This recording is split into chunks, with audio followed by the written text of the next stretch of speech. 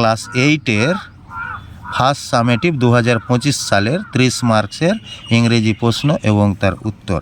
Complete the sentences with information from the text. As a farmer Son John new, ফার্মারের সন হিসাবে জন কি জানতো? The turn off the season and the smell of the soil. তারপরে জন had no idea of selling and of the sea, so his mother, ওই জন্য তার মা কী করলো? Would not let him go to the sea. তারপরে অল্টারনেটিভটিতে tick চিহ্ন। The lad, ছেলেটা, wanted to be, কী হতে চেয়েছিল? সেইলর, একটা নাবিক হতে চেয়েছিল। তারপরে mother told the lad that he knew the smell of the, smell কিসের স্মেল জানে? গন্ধ জানে? সয়েল মাটির। তারপরে ট্রু ফলস আর supporting statement. John had no interest in farm work, খামারের কাজে বা জমির কাজে জনের কোনো মন ছিল না। এটি true. He went about his work with a heavy heart, মন ভারী করে জমির কাজে গেল, ওই জন্যে এটি ট্রু হয়ে গেল। তারপরে জন ওয়াজ ওবিডিয়েন্ট টু হিজ মাদার, জন তার মাকে খুবই মানত, এই যে অলওয়েজ ওবেড হিজ মাদার, ওই জন্য এটিও ট্রু হবে। এবার কম্প্রিহেনশন আনসিনস, রিডিং কম্প্রিহেনশনটি হবে। সিস্টার নিবেদিতা সম্পর্কে। In early life Nivedita was by profession, কী পেশায় ছিলেন? কী পেশায়? আর্লি লাইফে টিচার তিনি ছিলেন। তারপরে নিবেদিতা ওয়াজ মেট স্বামীজি, নিবেদিতার সঙ্গে স্বামীজির দেখা হয়েছিল কোথায়? লন্ডনে, in London. Nivedita was by birth, জন্মগতভাবে কোন দেশীয় ছিলেন? আয়ারল্যান্ডের, ওই জন্য আইরিশ হবে, এই যে বি, আইরিশ। স্টেট হয়ে the following statement true false বলতে হবে। Nivedita was born in the 19th century, Nivedita 19বিংশ শতাব্দীতে জন্মগ্রহণ করেন। তো মজার বিষয় হলো, এটা আমাদেরকে জানতে হবে, কেন 19th সেঞ্চুরি এই কথাটা লেখা থাকবে না, এখানে শুধু লেখা আছে 1867। তো 19বিংশ শতাব্দী আসলে শুরু হয় 1801 থেকে 1900 সাল অবধি।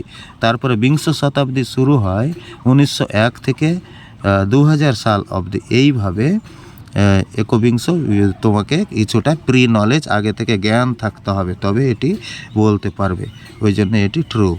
19th century. The sister Nivedita came to Calcutta alone, একাই এসেছিলেন, এটি ফলস, একাই আসেননি কলকাতায়। এই যে came to Kolkata with him মানে স্বামীজির সঙ্গে এসেছিলেন, ওই জন্য এটি ফলস হয়ে গেল, ফলস।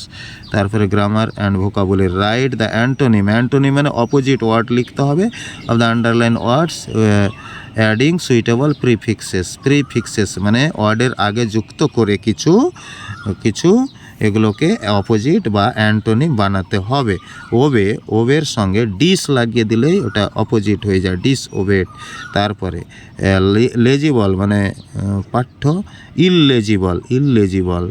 ইললেজিবল মানে অপাঠ্য।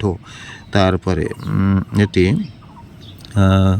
Fill in the blank with correct form of ভার্বের সঠিক রূপ দিয়ে পূরণ করতে হবে। তো পাস্ট ইনডেফিনিট এবং পাস্ট কন্টিনিউয়াস টেন্স একসঙ্গে হোয়েন দিয়ে ব্যবহার। মাই সিস্টার ওয়াজ স্টাডিং, পড়ছিল। হোয়েন আই লেফট হোম, যখন আমি বাড়ি থেকে আসি। Fill in the blanks with appropriate modal verb দিয়ে can, could, shall, should, will, would, May, mite, must, এগুলোকে মোডাল ভার্ব বলে। তো সামর্থ্য বুঝালে ক্যান বসে। এবিলিটি, তো সুইম, সাঁতার কাটতে জানে, ওই জন্যে এখানে ক্যান হয়ে গেল এবিলিটি। তারপরে হতে পারে, সম্ভাবনা, পসিবিলিটি বুঝালে বা সম্ভাবনা বুঝালে মে বসে। তো ইট মে rain today. Write down the superlative form of the following word, এগুলো ওয়ার্ডের সুপারলেটিভ লিখতে হবে। তো ব্যাড, গুড এর অপোজিট ব্যাড, এবার ওটা বলবো না। তো ব্যাড থেকে ওয়ার্স, তারপরে অস্ট সুপারলেটিভ। আর টলেস্ট হয়ে যাবে সুপারলেটিভ। তারপরে নেক্সট পেজে কি আছে? Find words from the unseen passage, question number 2, that mean. Question number 2 unseen থেকে এগুলো ওয়ার্ড খুঁজো যাদের মানে এগুলো প্রাইমারি। এখানে প্রাইমারি কি দেওয়া আছে? ওখানে ওই টেক্সটটিতে বেসিক দেওয়া আছে। বেসিক। ডিভোটেড মানে নিয়োজিত, নিজেকে বিলিয়ে দেওয়া বা আত্মবলিদান। তো ওখানে লেখা আছে ডেডিকেটেড। তারপরে writing, write a short biography on Vidyasagar using the following hints.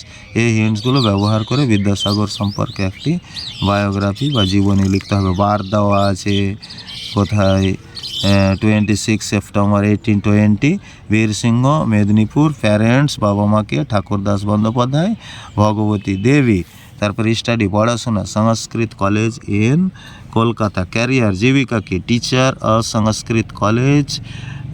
Letter, inspector of school inspector. Died, মারা যান 29 জুলাই 1891 মারা যান। অথবা suppose you have been writing for a piece of good news, waiting for a piece of good news. তুমি একটা ভালো খবরের জন্য অপেক্ষা করছো। Write a paragraph 80 words on your experience of waiting. অপেক্ষা করার যে অভিজ্ঞতা নিয়ে 80 ওয়ার্ডের মধ্যে একটি প্রবন্ধ রচনা করো। The news you waited for, যে নিউজের জন্য তুমি অপেক্ষা করছিলে। What you did while waiting, যখন অপেক্ষা করছিলে তখন কি করছিলে।